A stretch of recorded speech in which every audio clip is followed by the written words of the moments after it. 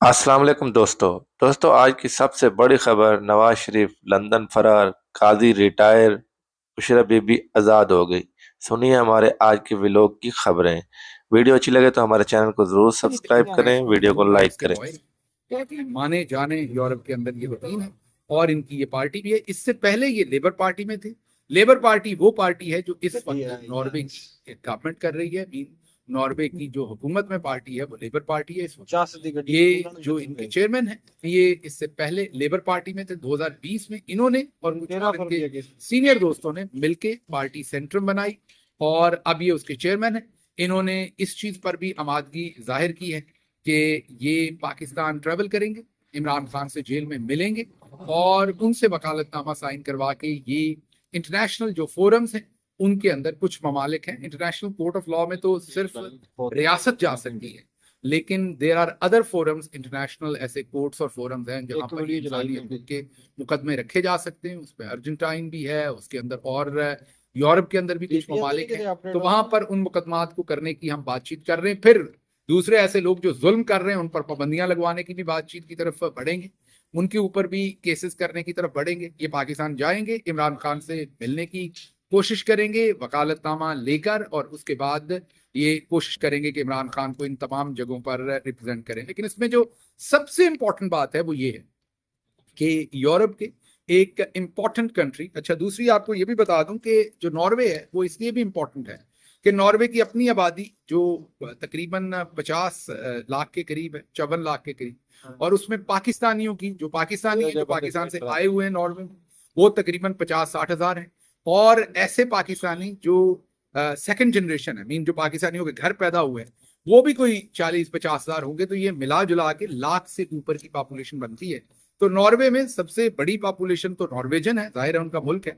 उसके बाद जो दूसरा डायस्पोरा सबसे बड़ा है नॉर्वेजन के बाद, वो पाकिस्तानी है। और इसमें ऐसे पाकिस्तानियों की बहुत ज्यादा शमूलियत है जो सेकंड जनरेशन, मीन जो नॉर्वे में ही पैदा हुए, नॉर्वे में ही बड़े हैं, वो कभी पाकिस्तान में नहीं रहे, लेकिन क्योंकि वो इमरान खान के साथ कनेक्ट करते हैं, उन्हें लगता है कि इमरान खान पूरी दुनिया में मुसलमानों का लीडर है, इस वजह से उनकी जो इमरान खान के साथ लगाव है, उन्होंने इस सारे प्रोजेक्ट पर मेरे साथ मिलकर काम किया। 2 महीने से हम ये काम कर रहे थे और अब हम इस काबिल हुए कि इस पार्टी के साथ हमारा एमओयू हुआ और अब यूरोप के एक मेजर प्लेयर की एक पॉलिटिकल पार्टी जो है वो इमरान खान के लिए यूरोप में भी आवाज उठाएगी, पूरी दुनिया में आवाज उठाएगी और उनके चेयरमैन जो हैं वो इमरान खान के केसेस भी लड़ेंगे। आपके सामने मैं रख देता हूं जो मेरा वहां का विजिट था, कुछ मैंने बातचीत की और जो उन्होंने बात की, जो नॉर्वेजियन पार्टी सेंट्रम के चेयरमैन हैं, जो उन्होंने बातचीत की वो बहुत इंपॉर्टेंट है। तो वो जरा आपके सामने रखते हैं, ये जरा देखिए।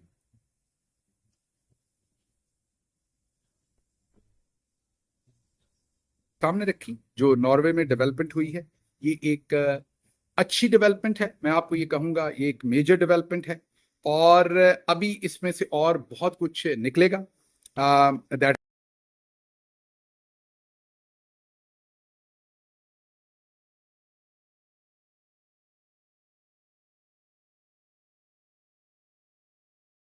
भी ना करते।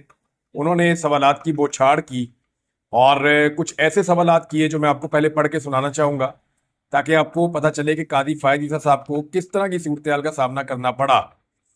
एक सवाल कादी साहब से पूछा गया क्योंकि कादी साहब गए जनाब वो जो एक मकबरा बनाया हुआ है इंसानी हकूक का, इस हवाले से एक सहाफ़ी हैं सतूर साहब, उन्होंने कहा जी कि मैंने इसको मकबरा करार दिया था, कब्रें करार दिया था इंसानी हकूक की। तो एक सिटिंग जज ने मेरे कंधे पे हाथ रख के कहा कि कहते तो तुम ठीक हो, लेकिन मुझे कोर्ट मत करना, मेरा नाम मत लेना। अब जो सवालात पूछे गए जब वो उस मकबरे पे पहुंचे कादी साहब, जो इंसानी हकूक का उन्होंने वहां बनाया, दीवारों के ऊपर लिखा कि इंसानी हकूक फलां फलां फलां फलां हैं, तो उसमें जो है वो सवालात किए गए। एक सवाल ये पूछा गया कि इजहार राय की आज़ादी में वोट का हक भी शामिल है, क्योंकि वोट का हक तो आपने पाकिस्तानियों से छीन लिया था। दूसरा सवाल पूछा गया कि 6 जजेस का खत भी इसी कब्रिस्तान में पड़ा हुआ है, यानी जो 6 जजों ने आपको खत लिखा था इंसाफ के उसूल के लिए, जो उनके ऊपर दबाव डाला जा रहा था रियासती इदारों की जानिब से, तो उसके ऊपर आपने क्या किया, या वो भी यहीं पे दफन कर दिया आपने। एक और सवाल पूछा गया कि अंजुमन साजी में सियासी जमातों के हुकूक भी शामिल हैं, क्योंकि पाकिस्तान तहरीक इंसाफ से तो तमाम हुकूक कादी फायद ईसा साहब ने छीन लिए थे। फिर एक और सवाल पूछा गया कादी साहब से कि दीवारों पर लिख दिया है इंसाफ का ये हक क्या मिल रहा है इस मुल्क में? दीवार पे तो लिखा हुआ है आपने, तो दीवार पे ही लिखा हुआ है इंसाफ तो इस मुल्क में नापैद हो चुका है और ये कादी साहब की वजह से हुआ है। फिर एक और सवाल पूछा गया, कोई डैम बना रहा है, कोई यादगारें बना रहा है, इंसाफ तो नहीं मिल रहा। एक सवाल और पूछा गया कि 12 करोड़ रुपए दीवारों पर जाया कर दिए, ये पैसा कौम की अमानत था। फिर एक और सवाल पूछा गया कि कादी साहब आपने अपने जाती ठेकेदार से ये यादगार क्यों बनाई है? कहा जाता है कि कुछ लोग ये दावा कर रहे हैं सोशल मीडिया पे कि जो ये यादगार बनी है ये उसी ठेकेदार ने बनाई है जो कादी साहब का जाती ठेकेदार है, उनका घर भी बना रहा है। सोशल मीडिया पे बहुत सारे लोगों ने, सहाफियों ने ये सवाल उठाया है। एक और सवाल पूछा गया कि सियासी जमात से बल्ला छीनने पर आप मुतमईन हैं? और कमर मेकन साहब ने तो बार बार ये सवाल किया, मुतीउल्लाह जान साहब भी पूछ रहे थे और सहाफी भी थे कि जनाब बल्ले का निशान छीनने पर आप मुतमईन हैं? ये वो तमाम लोग हैं जो कादी साहब को माजी में एक अच्छे जज के तौर पे देखते थे, लेकिन कादी साहब ने जो कुछ भी किया उसके बाद अब वो एक ऐसे जज के तौर पे देखे जाते हैं जिन पे सब तनकीद कर रहे हैं। कादी साहब के जो दौरे में आ रहे हैं उनके बारे में कुछ चीजें थोड़ी सी मैं आपके सामने रख देता हूं, हमने फैक्ट्स निकाल के रखे हुए हैं। नंबर एक, कादी साहब जो हैं वो 2023 में जब चीफ जस्टिस नहीं बने थे तो इन्होंने खत लिखा उस वक्त के चीफ जस्टिस को कि जनाब 53,000 केसेस ज़ेरे इल्तवा पड़े हैं, लिहाजा फौरी तौर पे जो 2 जजेस की असामियां खाली हैं उनको भरा जाए ताकि ये केस खत्म हो। आज कादी साहब जब रिटायर होकर जा रहे हैं तो मजीद 57,000 केसेस ज़ेरे इल्तवा पड़े हुए हैं और कादी साहब ने कई महीनों तक सुप्रीम कोर्ट ऑफ पाकिस्तान की 3 असामियां फुल नहीं की और वहां पे जजों को तैनात नहीं किया। फिर कादी फायद ईसा साहब ने उमर अता बंदयाल साहब को 8 खत लिखे थे मुदाखलत करते हुए बार बार, जबकि जब कादी फायद ईसा साहब से जजेस आकर मिले इस्लामाबाद हाई कोर्ट के और उन्होंने बताया कि आप आने वाले चीफ जस्टिस हैं, हमारे साथ ये जुल्म और ज्यादती हो रही है, तो इस पे कादी साहब ने खत नहीं लिखा। कादी साहब ने हर वो खत लिखा पहले वाले चीफ जस्टिस को जिसका फायदा नवाज शरीफ को या एस्टेब्लिशमेंट को हो रहा था।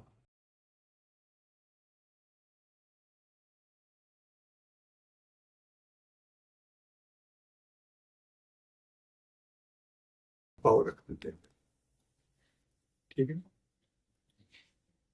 तो देखिए, अगर किसी को लगता है कि मैं अपनी गिरफ्तारी की वजह से किसी शख्सियत के खिलाफ हो गया, तो नहीं, ऐसा नहीं। मैं गिरफ्तार हुआ इसलिए था कि मैं उस शख्सियत पर तनकीद कर रहा था, ठीक है। और मैंने तनकीद उस शख्सियत के हेल्प लेने के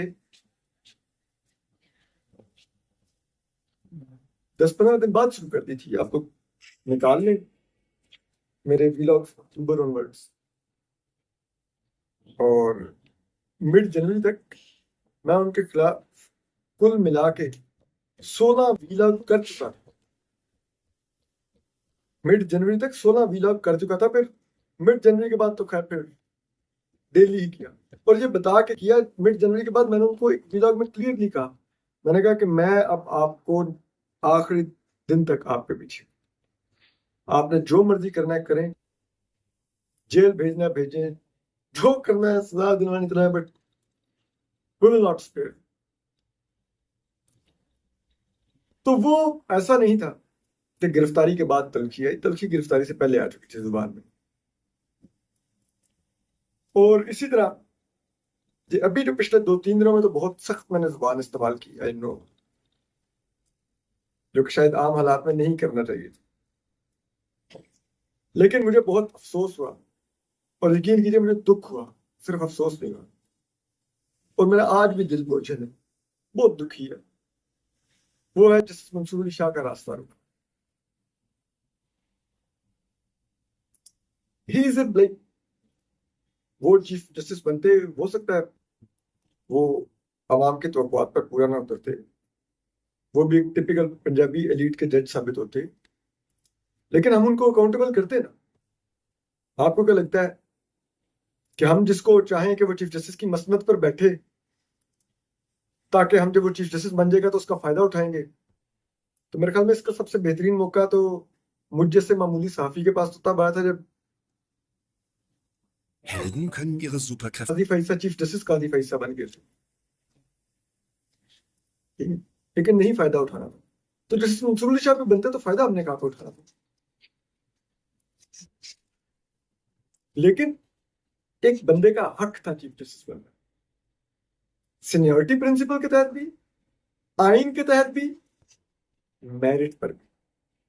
वो बंदा आसमा जहांगीर कॉन्फ्रेंस में जा रहा है, बता रहा है कि क्या वो किस किस्म के अदलिया में रिफॉर्म्स चाहते हैं, ठीक है। वो बंदा सफीरों से मिल रहा है मगरबी ममालिक के, वहां पर उनसे डिस्कस कर रहा है कि आप हमें जो आपकी अदलिया में जिस तरह टेक्नोलॉजी यूज हो रही है, केसेस की फिक्सेशन का जो ऑटोमेटेड सिस्टम है, ये है वो है, वो आप हमें भी चाहिए वही सब कुछ, तो हमारी उसमें हेल्प करें। लोगों की, अपने जुडिशियल ऑफिसर्स की ट्रेनिंग की बातें कर रहा है। उसका विजन ही कुछ हो रहा है, वो दुनिया में कुछ और करना चाह रहा है। आप उसका इस तरह रास्ता रोक दें सिर्फ इसलिए कि उसने 12 जुलाई का जजमेंट एस्टेब्लिशमेंट और इस हुकूमत की मर्जी का नहीं दिया। उसने इस मुल्क की सबसे ताकतवर शख्सियत से मुलाकात की जो ख्वाहिश थी वो ठुकरा दी। ये उसका गुनाह है। अगर आज ये प्रेसिडेंट सेट हो गया कि जो हुकूमत की मर्जी के खिलाफ फैसला देगा वो चीफ जस्टिस कभी नहीं बन सकेगा, और हुकूमत के पास चॉइस